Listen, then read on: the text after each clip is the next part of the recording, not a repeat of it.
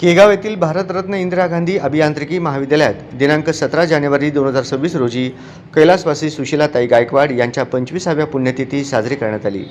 यावेळी त्यांच्या प्रतिमेस संस्थेच्या संस्थापक अध्यक्ष रवींद्र डी गायकवाड, सचिवा सौ अनामिका रवींद्र गायकवाड आणि विश्वस्त नीरज जरीवाला, सुष्मिता गायकवाड, नोहा गायकवाड तसेच महाविद्यालयाचे प्राचार्य doctor Anil Deshpande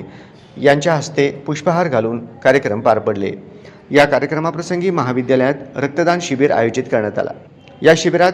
Ashwini medical college व रक्तपेढीला रक्तदान करण्यात आले असून या शिबिरास महाविद्यालयाचे डॉक्टर संजीव भोसले,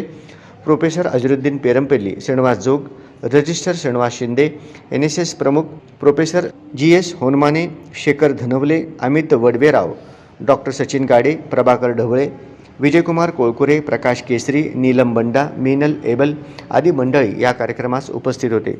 या कार्यक्रमाप्रसंगी बोलताना अश्विनी मेडिकल कॉलेज व रक्तपेढी यांच्या जनसंपर्क अधिकारी जगदीश नलवार यांनी सध्या रक्ताची कमतरता असल्यामुळे कैलासवासी सुशीलाताई गायकवाड यांच्या 25व्या पुण्यतिथीनिमित्त